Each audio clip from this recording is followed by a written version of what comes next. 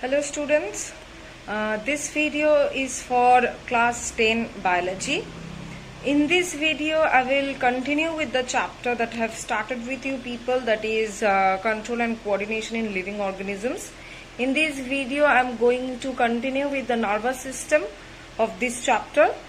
So let's not waste any more time and let's get started with the chapter. So today we'll start with the topic of spinal cord.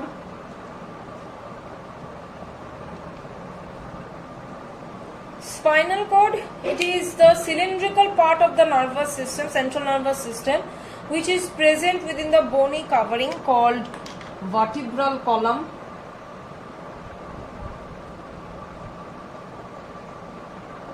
Okay. And it extends from the foramen magnum, that is from the medulla oblongata, to the up to the first and second lumbar vertebra is called spinal cord. Foramen magnum, what is this foramen magnum?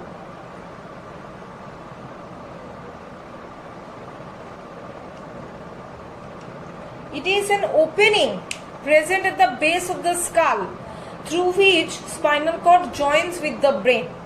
Okay. Now the external structure, if we are going to discuss, this spinal cord is long, cylindrical in shape, and it rapidly narrows below the lumbar enlargement into a cone-shaped structure called conus medullaris.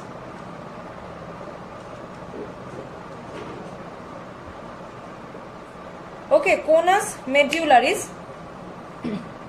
From conus medullaris, thread-like non-nervous filaments called filum terminal.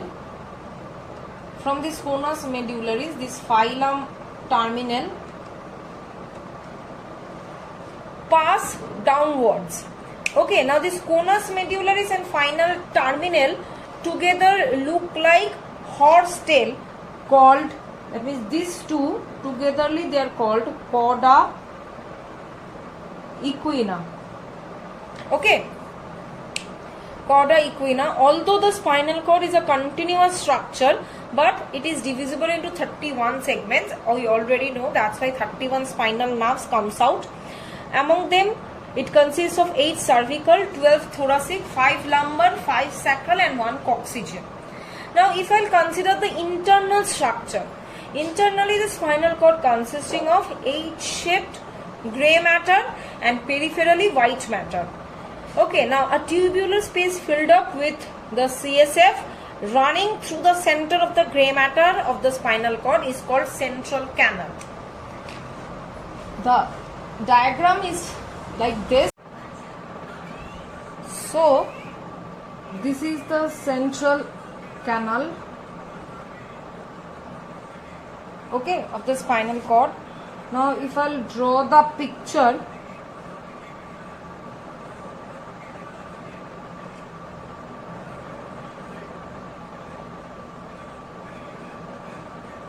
it's kind of this.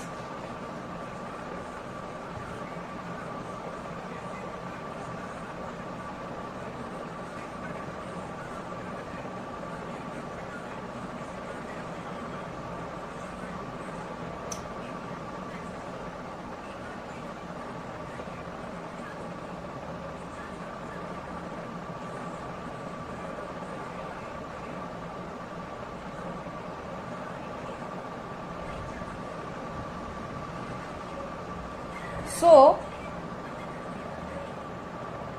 this is the H-shaped gray matter. This is the gray matter. Okay. This surrounding area is the white matter. And this central canal portion, it is the central canal. Now this central canal is actually filled up with the CSF. Okay, now coming to the functions of the spinal cord, this is the internal structure.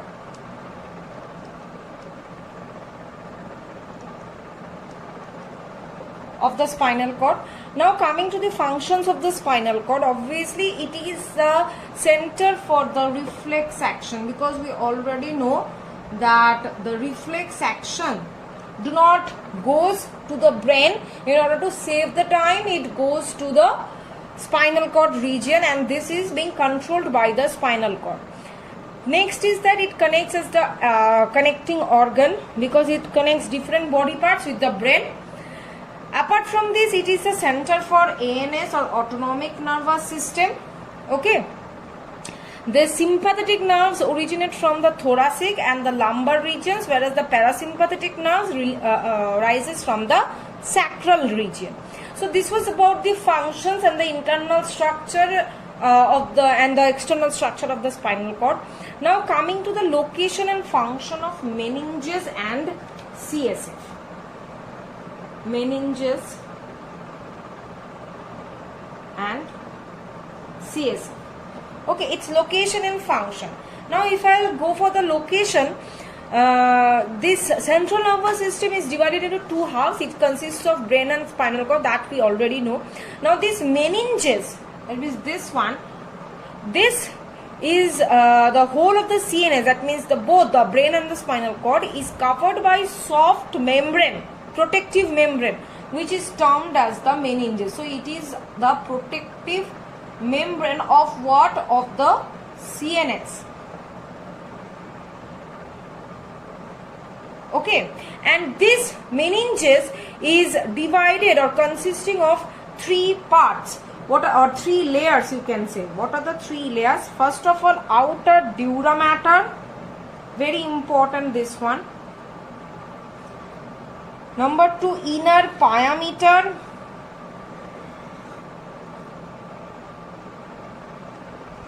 And number 3 is the middle arachnoid. So these are the three parts of the meninges. Now this is the protective membrane. Now coming to its function, obviously it is the protective membrane, so its main function is to protect the brain and the spinal cord from any injury. Apart from this, it supplies blood, nutrition to the different hemispheres of the brain, and it also provides a space for the flow of the CSF or cerebrospinal fluid. Now coming to the CSF, or the full form is the cerebrospinal fluid. It is the clear, colorless, transparent fluid present in the ventricles of brain. Okay, it is present in the ventricles of brain and the central canal of the spinal cord. Okay, and it is formed in the choroid plexus. It is a particular region of the brain where this CSF is being formed. Now coming to its function, it is liquid in nature, so it acts as the shock absorber. It protects the brain and spinal cord against external injury. Apart from this, it provides or circulates nutrients and oxygen to the CNS, and it also helps to remove the excretory product or the waste product from the brain and the spinal cord. Clear? So till this much I am keeping in this video. In the next video I will continue with the chapter. Thank you.